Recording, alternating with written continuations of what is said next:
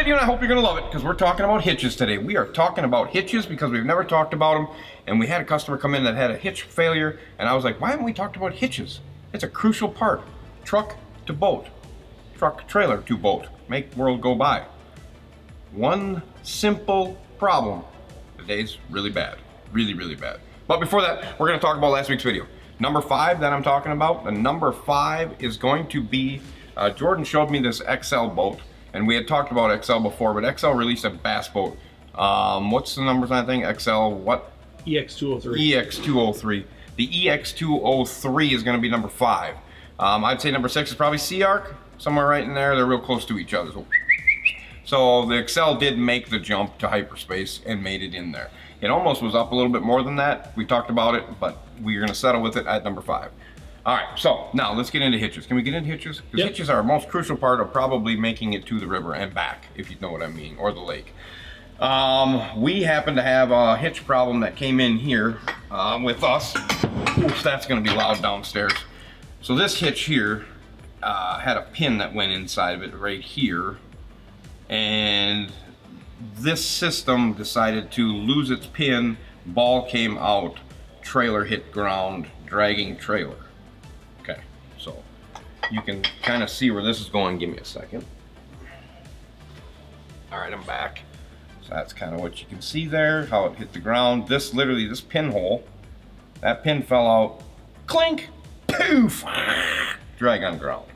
All right, so let's talk about hitches. We know that there is a bunch of high dollar expensive hitches out there. B&W, right? Bulletproof, Gen Y, I think the list can go on and on. And then you have hardware store, farm and fleet hitches. But I think the most popular hitch today is still just your standard receiver drop hitch that you put the ball on and tighten it up. I still today think that's probably the least failed, if everything is tight, hitch out there. I run a Bulletproof and I have a B&W on my truck. I've had a Bulletproof for 12 years and it's got slop to it today, but it still has never faulted and failed me, and I tow a crap ton of different style boats with it. The B&W works perfectly. I use that more for like if I'm towing ATV, UTV, or hunting stuff like that. So those would be my 2 tops, but it's because I got such a big damn truck that I need a drop and be able to adjust to different levels. I think you personally can go to your hardware store and spend 50 bucks or 40 bucks and probably have a really good hitch. It's just a standard drop hitch. You know, they even come with a ball on them now, I think, everything. You know, you can get everything. But nothing to take away from the companies that are doing it. B&W with the select ball, you know what I'm saying? You can do all that. That's tough. It folds in, hides. I think obviously you start to get up in the expensive style hitches. You obviously want to have a lock pin, right? Lock pins are crucial. I don't have a lock pin on mine. I just have the pin that pulls out and goes through. But I feel that in today's world, a hitch needs to be taken off regularly. I'd say after every couple of trips, and just inspected to make sure things are good. The ball's not coming loose if you're not welded. Like my Bulletproof is welded, so it's welded on. You just need to service that like you service your trailer. You gotta take it off, inspect it. Don't be afraid to make sure your pins are working, make sure your pin slides are working. If you have a mechanical style, you know, like a B&W, make sure all that stuff is functional, make sure those pins are coming in and out easily. There's a service point to the hitch that needs to be there. And then of course the receiver also gives you that opportunity to inspect your receiver and make sure things are working there. Make sure your just the receiver itself is not rusting through. I mean, up here in the north, we use more salt than they get snow nowadays, and it just rusts out, turns to powder. Down south, I don't think that's such a bad thing, except for the salt that comes off the ocean and shit. But like, I don't think you have that much of a problem. I personally never had a Gen Y hitch, but I've seen good things about Gen Y. The Bulletproof is, I don't know if you guys have Bulletproof. I think this is a great opportunity for people just to comment on what they use and what they have, because there's been a ton of questions about hitches for years and we never did anything about it. I think the simplest, most user-friendly, the one that works for you is probably your best option. Do you have to go buy a $1,200. Did we see one for like $1,200 or something like that, or $1,000 or something like that? Yeah, there's some. I mean, they range from like $600 up to like $1,200-$1,400. I don't think you need a $1,400 hitch to tow your pontoon to the lake. But now, if you're towing across the country all the time, you need a good hitch. There's no way around it. You got to have a good hitch. And I think the hitch companies out there would probably stand to say that they build those for those types of people that literally go across the country. It's not designed for Rick to go from North Side La Crosse to Clinton Street, which is 6 city blocks. You know what I mean? Now, if it's hey man, I got the best hitch out there, then go buy that hitch. You know what I'm saying? I personally think that you could probably get away with the $50 hitch. That probably 90% of these people that are watching are going to comment and say, I got that just standard drop receiver with the ball on it. I mean, and it works perfectly fine.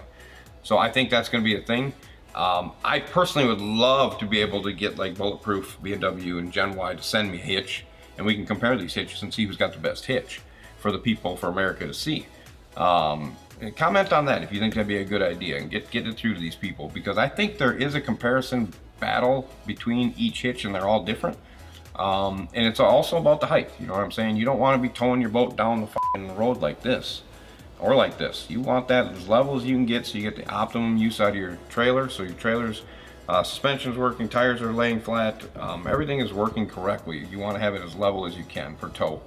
And that does help when you have an adjustable hitch, you know what I'm saying? So the standard doesn't always work for everybody. I see boats going down the road like this, you know. It's just the adjustable hitches are definitely, there's a spot for them. For me, I would purchase an adjustable hitch. I'm definitely not going to purchase anything like this that has pins holding the ball in, because that doesn't seem to be the right answer. But the pins on to hold like this, the unit in, are, you know, they're all lockable. So I personally like the adjustable hitches. Those are what I would recommend. They're a little bit more money, but for towing different styles of either boats, trailers, whatever, campers, whatever you're doing, the adjustable hitch is going to be your answer. But if you got like you're towing with a fucking Chevy Traverse, you're probably not going to put a $1,200 B&W adjustable hitch on there, or you know what I'm saying? You're going to just go to Menards or go to U-Haul or wherever the hell you may get your hitches from. But I think just maintaining that. Don't just, I mean, I'm terrible at it. I leave my fucking thing in there all the time. It's just literally in there. You can just steal it if you want. I don't care. It's so rusted in, you know, just and then I switch them out, and it's like, why the fuck do I wait till this day to take it off and service it and check it out? You know, that's something that you need to do. Yeah, but in today's world, everything's almost 2-inch. You get to the 2 5/8, and then you get to the 1 7/8. You get there's options, but most of these higher dollar expensive hitches come with multiple ball to be able to work with it. I think it's, at the end of the day, like I said, for me, an adjustable hitch is the best route to go. And I'm going to spend a little extra money on it because I'm towing so many different styles of boats. Because I'm towing customers' boats, I want to have a quality hitch. So, Jordan, what else you got? Anything else on these hitches? No. Nothing. I don't think there is much. You know, there's not a lot to talk about. I think it's more preference than probably anybody's opinion. I think it's your preference of what you want to use. But I think taking the pins out, pulling it out, you know, making sure stuff's good, making sure you don't have any, you know, loose pins or anything crazy happening is definitely a crucial thing, because that comes off or the trailer detaches from your vehicle, it is not a good day. Kill somebody. You can kill somebody in 10 seconds. And like thankfully the guy that had this happen just had changed out his safety chains. He literally had just changed them this year. Because they were starting to look like they were getting some rust on them and stuff like that. And that's a whole nother thing that's overlooked, is the safety chain portion of your trailer. It's just people don't pay attention to that stuff. And that stuff you literally just go clink, clink when you put it down. It should be good. You got to think, if that thing comes off at 50 miles an hour, is that thing going to hold? Or 40 or 20? It doesn't matter. If it comes off, it's going to pass you. It's going to want to eat you. It's going to want to kill the person next to you, or go through a building or something. That's a bad fucking day. You don't want to get to that point. So at the same point you're servicing this, that's the time to take a look at them safety chains for sure. Yeah, make sure everything make sure everything just is copacetic and works with what you're doing. You know, I mean, if you've got a 4-inch lift kit and you got a straight receiver and This is not the deal. Ball coupler, not fucking ball coupler, not the fucking deal, people. All right, make sure you just everything is set perfect and working. If you got questions, take it to a marina, take it to somewhere that knows what they're doing, take it to a U-Haul or somebody. They'll get you set up for sure. That's what I got, Jordan. I just think hitches were something that needed to be talked about, whether, because we do get a lot of questions on, do you get an adjustable one or do I just go get that? And I think it's preference. I really do. I think it's preference on you. Like I said, if you're just towing 5, 6, 8 blocks, 10 blocks, maybe whatever, every couple days or every week, you don't need to spend $800, $1,200 on a hitch. You're traveling and you're moving, you're grooving, you're doing things, definitely something more quality is what you want to get into. But like I said, you don't see a lot of failures in just that $50 standard little receiver. So that's it. That's all I got, Jordan. One? You got one? Yeah. What do you got? So that failed hitch setup, yes, I noticed is aluminum. Yes. Do you have a preference of all steel Steel. or all aluminum? I'm a steel fan. I definitely like that steel option. Both of the B&W one I have and the Bulletproof are steel, full steel. I'm kind of a fan of that. This didn't fail, you know what I mean? The pin failed, so that the aluminum portion didn't fail, which is nice. And didn't there is some, I mean, there's some stuff going on here, which I don't know. In time, that's going to get worse with aluminum. You know what I mean? I think steel's just obviously going to be more rigid and going to make the punch for hyperspace when you need it to. So. I'm a fan of steel. That's a good question. What else you got? Anything? We've got 4 questions from Yeah. last week's video we want to address. All right. So we had 4 questions, and they're here. Yep. Excel's tin bass boat. We just talked about that. It made the list. What did they want to know? A lot of people were talking about it. Yeah, I think it's a very good rig. It's new. It's early to its life. They should have done a little bit more for like pushing it, I think, if they're gonna force it onto people. Excel makes a good boat. I mean, they do make a really good boat, so I can foresee this being okay for sure. I like the layout of the boat. I love how it's built. I've been a fan of Excel boats since the duck season ones that I always used to see. And that's the reason why they're number 5. I have confidence that boat would probably, if we do this again next year, probably would move up a little bit. But being it's a newer style, I like the layout of it. I like how it looks. A lot of Vexus fans you got written here. Yep. You got people crying. A lot of Vexus fans in the comments. What were they saying? They think Vexus should be at least number 2 or 3. They do. Yep. Okay. Why? Did they give me any? They all say that they have that boat and it's amazing. It's amazing. Have they ridden a different boat? Have they tried a different boat since they've had their Vexus? Which is understandable. If you own the boat, you're obviously going to say it's great, right? It's understandable that, I mean, and I talk about it that I'm rating these boats right without even seeing them, right? And driving them. Some of them, which my data that I receive, people, if you could see what we receive weekly from you, the people, which is so awesome, is off the wall, like crazy. I know stuff about this industry that I don't think the industry wants me to know, that I haven't released, I don't talk about. I know boats before they're released. I know, and you can try to hide it if you want to. You're somewhere in your building, there's a rat he's going to send me because he wants to send it to Andy. It doesn't matter. It just happens that way. And like you talk about the Avid, like I literally look at all the data that I've received of the pluses and the minuses, and I look at what has happened with Avid, what they've done, how they made changes, and still how I see not as many complaints about the boat as I do see compliments and how things are run. And we hear about people that hate the shit. We hear about people that love the stuff. And when that portion is overweighing what the hate is, and the hate is simple things that could be fixed. It's no catastrophic like transom shit or broken keels or just falling apart. I think that stuff is fixable, and I think it's rated that way. Vexus on my hand has fallen just because I believe the quality of the boat itself has gone downhill some. I personally have seen multiple Vexuses, like I said. I've seen some older ones. I had one that got rear-ended by a car. That was partially why it was an older one. That's where they were on the first one. They're not a weld crack, nothing happened. The transom was 100% fine.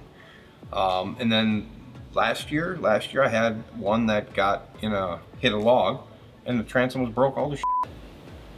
Tells you something. You know, I know it's not a car, but he didn't even get hit that hard with the car. He got hit hard enough to bend the prop shaft, wreck the prop. Didn't break anything on the motor, but hard enough to make impact and scratch the boat some. This guy hits a stump, and I mean, it was broke to shit. Broke to shit. Newer boat.